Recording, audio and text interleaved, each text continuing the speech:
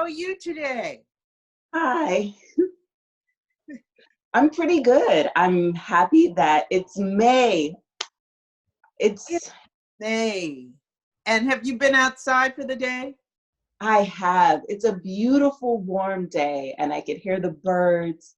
So I'm gonna go out again later on today, but it's very, Oh, well, let's hope this portends great stuff for everybody with the weather, that people behave and stay indoors appropriately, but that the weather will bring kind of a healing balm to us all.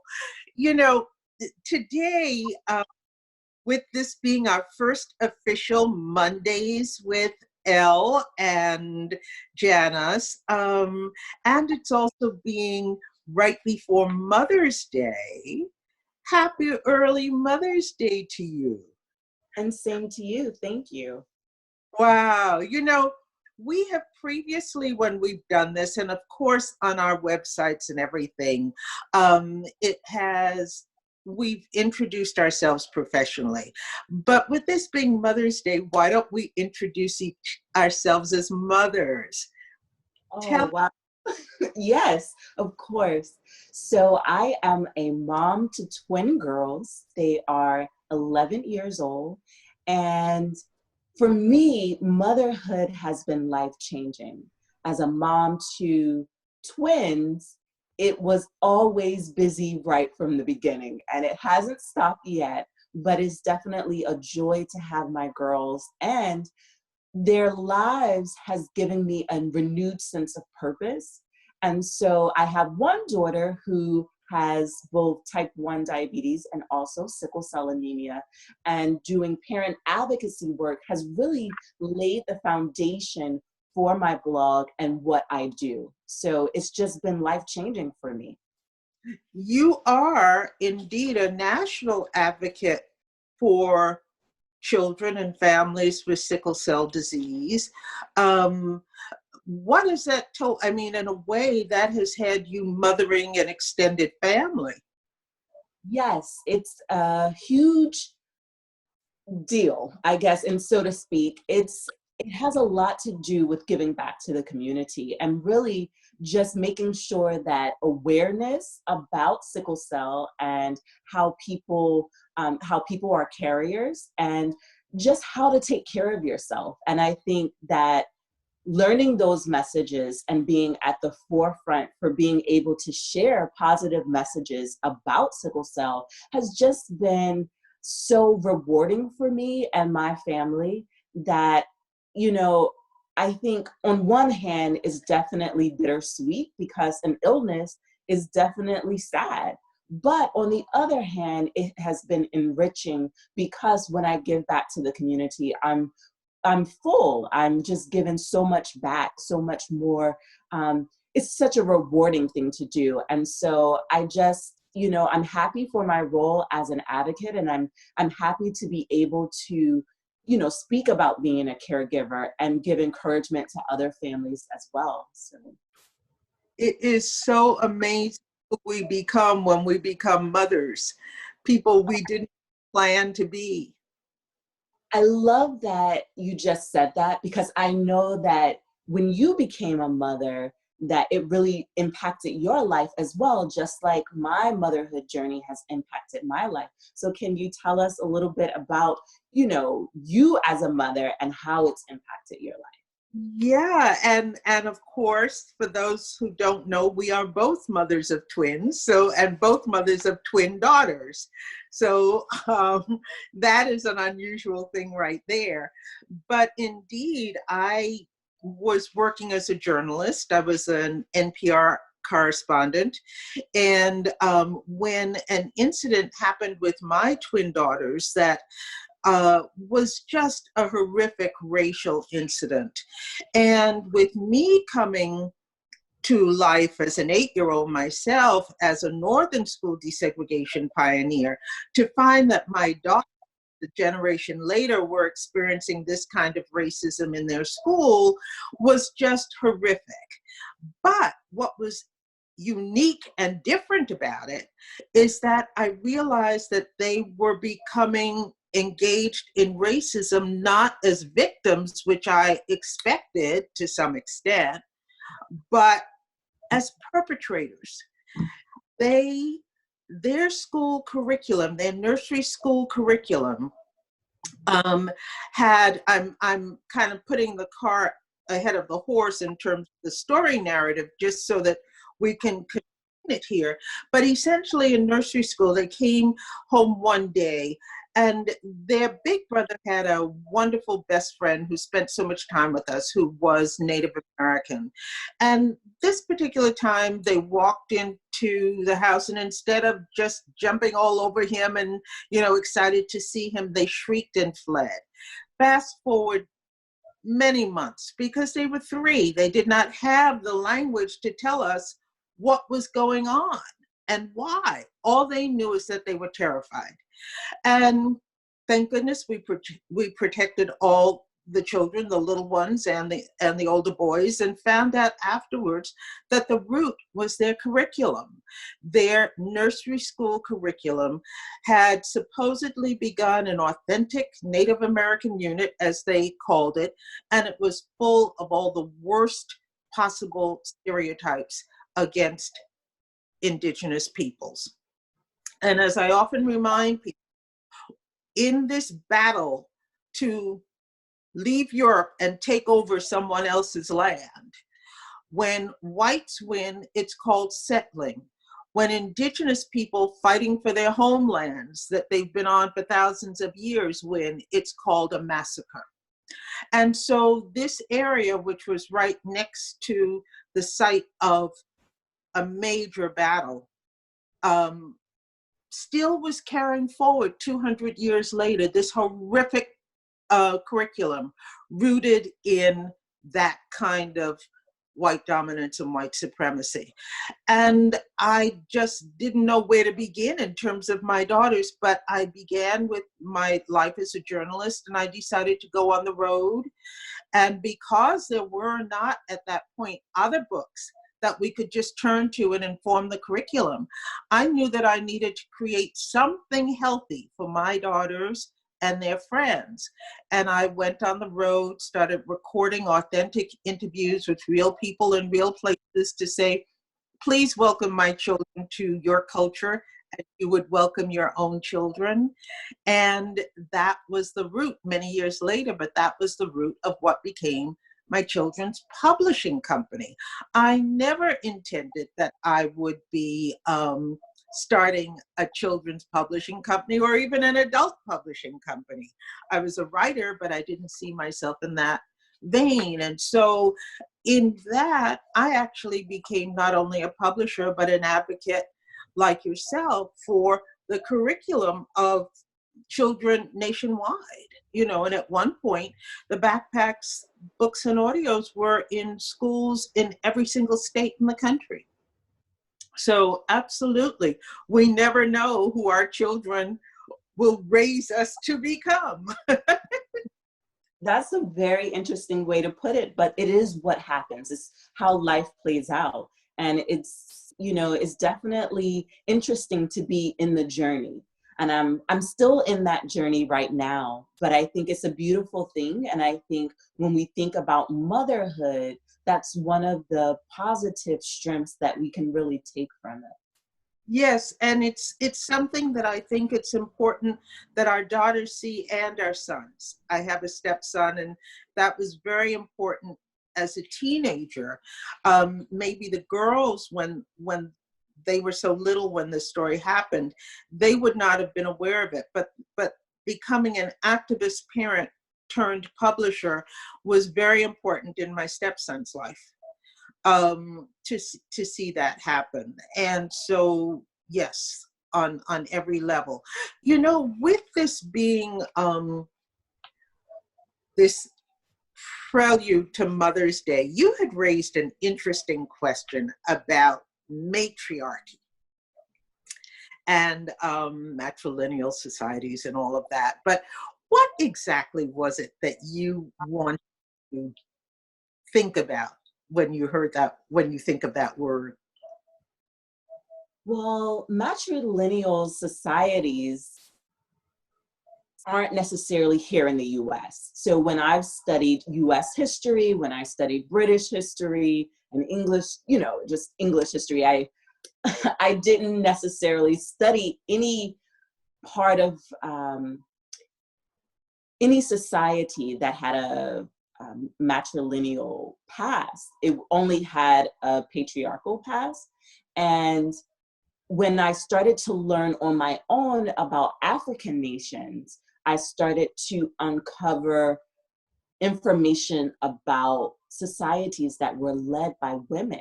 And it was vastly different in the way that they approached their nation.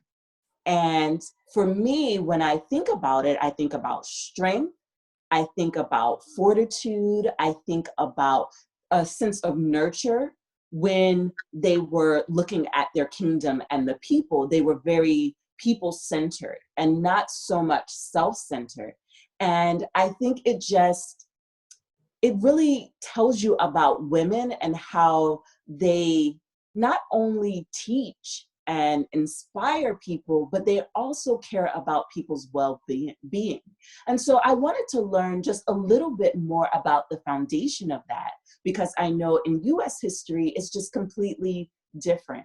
And so when we think about US history, we think about what you mentioned earlier about Native Americans being stripped from their land and put on reservations and other places, which isn't a nurturing concept. And so I wanted you to kind of just shed some light on how societies that were run by women were a little bit different than what we may know here in America. Well, it's interesting. When I started studying it, one of the things is that the theory is, and it actually makes sense, that all societies began as matriarchies. And it makes sense because it is the mother who's giving birth and the mother who has to raise the young, and that is a natural leadership position right there. It's a decision-making position. It is a survivalist position, one of strength. All those qualities that you were alluding to when you began speaking about this. That's what it is. It does not become patriarchy doesn't seem to take over until maybe around 1500 BC is when it begins, seems to be fanning out worldwide. And I don't think there's any definitive answer as to where it began first, but let's just say the wrong people thought it was a good idea and decided to enforce it. So that's what we are still stuck with. 3,500 years later. And there is also a part of it then that also is rooted in what happens with the church, which is so male dominated. And I didn't even think about, even as a historian, I didn't begin to think about that until it dawned on me one day that my great grandmother's name was Mary Magdalene. And in Christian doctrine, Mary Magdalene is derided as this whore, but let's be honest, no mother is going to name her child for a whore. So therefore, and also the whole concept doesn't make sense. On one level, we want to talk about Jesus and his disciples as being, so much in terms of their purity of spirit and mission and all that, but then they're hanging with whores. That never made sense, but it has been a way to deride women who were part of their society. So I began to rethink it that way, and then I realized, well, wait a minute, clearly the issue of how patriarchy takes over is a thing that evolves over time. My great grandmother probably, I'm not sure of her actual date of birth, but it wouldn't have been any earlier than probably like the 1850s. and that seems early, but still, it wouldn't have been earlier than that. She was living in Kitts, which was in the Caribbean, and it's Native American lands that were colonized by the British. And I don't think it's any,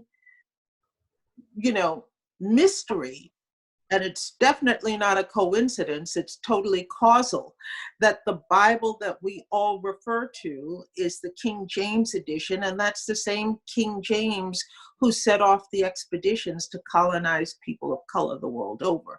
So we have that aspect of the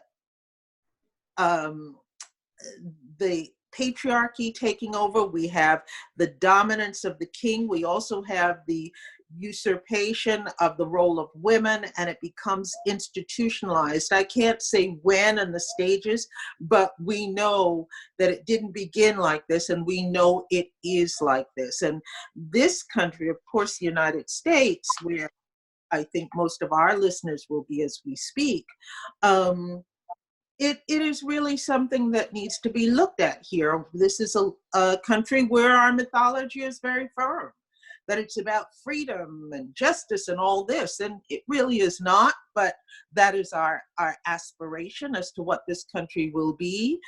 But it is a society that has equally denied people of color and women. So the majority of the population has been suppressed under this extreme patriarchy that is here. And it stands out because this is one of the few advanced, the only advanced culture, honestly, in the world right now that has never had a woman in its chief leadership position. So we do need to look at that, and one of people say, well, I can't imagine. I mean, we can imagine, because if you just flip. But interestingly, among anthropologists and zoologists, it said that one of the main matriarchal societies in the world that still exists is the elephant culture, of all things. Elephants are a matriarchy. So I found that very interesting when I learned about that. I never thought of it, but elephants, they're known as being wise. They're known as living long lives, Memory, great memory, and also being a close knit when they're all together. Yes, it is. I mean, animal societies do have the close knitness. We do. I mean, have a close knitness. It's what we're doing when we are knitted as closely as we are. Speaking to all of this, though, in a different way, I thought my book, Sister Days, Sister Days, 365 Inspired Moments in African American Women's History. I thought I would just read from the introduction very briefly, because, and you'll see why, but it definitely ties in. This introduction to this book of history has an unusual introduction for a book of history, but it absolutely ties into what we're talking about. The introduction. In the beginning, the story is told, this is how things came to be. The who was who and what was what between man and woman. But the gods had given man, the gods had given woman. What he could do, she could do. What he had in knowledge and strength, she had too. Everything was even, for that was God's plan. Then one day the two got into a terrible row. Maybe it was that snake in the grass thing again, when the gods called man to account and he blamed woman for tempting him with her apple pie. Maybe it was something like that. But whatever it was, it went on so long that man finally walked out, slammed the garden gate, and went up to heaven to have a talk with God. There's got to be a way to put an into all this commotion man is saying to himself, and all the while he's walking, he's talking to himself, he's remembering the good times when he, man, was in charge of everything and woman was just a rib. Well, by the time he got to heaven, he knew what he wanted. Man walked right up to the God's council and he stated his case. He said, God, I've got a woman down there. He said, God grant me strength to deal with that woman. And the gods did. They knew that, things hadn't quite worked out that well, giving equally to both. So they did give man more strength. But there was something about that woman creature that made all that creating and sun rising and moon making a whole lot of fun. So the gods had to then figure out what to do. But business was business. With his strength, man could better tend the field and the flock, and so it was done. And man was ecstatic. He raced home to tell woman that with his strength, he was boss now. And with even more of everything, he was king. Roar. Well, as you can imagine, woman was having none of that. Night and day, she said, day and night, I work my fingers to the bone, ruining my manicure. I'll give that man a cure. No, no, no, no, no. Time for a talk with God. God wouldn't do a thing like that. And wasn't her God a woman? Well, just like that. Before she knew it, she was there. For once woman made up her mind to do a thing, come on, the thing gets done. She had heard that just before she got to heaven, she could freshen up a bit at the pearly gates. And so she would stop off to do that, shake the dust off her feet out of respect. Well, there at the gates, she spied a set of golden keys, exquisite in construct, stunning in simplicity, ageless in design. But this was no time to admire the decor.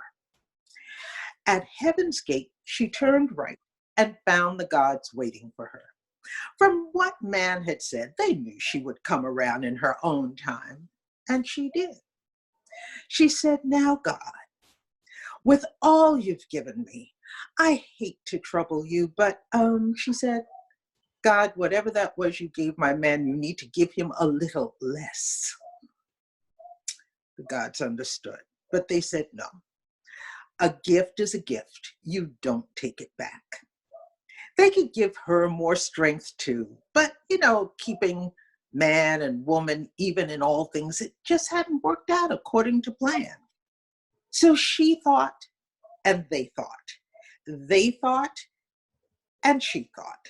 Then she remembered the keys at the gate. So you saw the keys to the kingdom, they smiled, all knowing. She could have them if she liked. They knew greater wisdom was a gift she would use well. Well, thankful, she said her praises and rushed home to man. He had his strengths for sure, but she had greater wisdom. And that's why, let me tell you, things are the way they are to this day. Man holds up his end of the bargain, but woman holds the power, or at least we should. So it was told by our mothers' mothers, and so it is to this day true. Women hold the keys to the kingdom, and in her wisdom, the great mother has passed on her stories, and from them our history has come.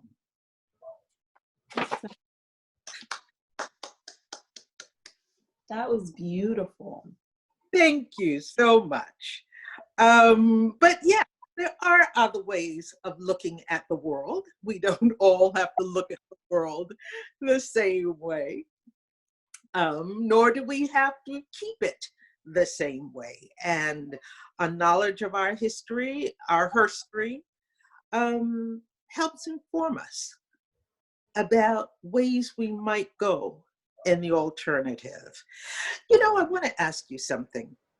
We have, in this brief time that we have today, we've talked about ourselves as mothers, and of course, previously we've talked about our professional lives, and we talked about our daughters. Indeed, I don't know if I said it, but not only am I also the mother of twins, but each of my daughters has a daughter. And your twins are 11, and my granddaughter, the younger of the two, is 11. So we've got that little thing going on in terms of 11-year-old energies in the houses. But we haven't gotten to talk about our mothers. Tell me something about your mom. So we only have a little bit of time left, but I just want to say my mom is a giver. She is dedicated to healthy living, and that's really something that I learned from her in an early age, the importance of what I eat, what I put into my body, how I exercise, being out in nature. And it's really at the foundation of how I live my life and what I see as self-care and taking care of myself. My mom really lived for her children, but she did believe in exercising and eating healthy, eating whole foods, and that's how I eat. And so I directly attribute that to my mom. And I wanted to say to my mom watching, Happy Mother's Day, Mom. Happy Mother's Day to Elle's mom. Oh, goodness. My mom was a wonderful, she was a master educator. And so I wish the two of you had known each other. And in my newsletter this month, I did a tribute to her that I would love for everybody to share. And so as they're watching this, I'm hoping that you'll remember to go to my website, janusadams.com. And when you sign up for my newsletter, if you're not already on my list, you will get a copy of that also links to the audio where I paid tribute to my mom and also did a brief introduction about her. So it's been, here we are, days before Mother's Day, celebrating our mothers, celebrating all the mothers, our moms being emblematic and symbolic of all of our moms. And happy Mother's Day to you. Happy Mother's Day to you as well. Thank you. Thank And you. happy Mother's Day to all the moms and the aunties and all those who are nurturing others, because I know everyone isn't a mom, but I know that many people are natural nurturers. And so happy Mother's Day to you as well. Happy Mother's Day to all the moms and all those who love the moms. So, yes. See you soon. See you next Monday for Mondays Live with Elle and Janus. All right. See ya. Bye-bye.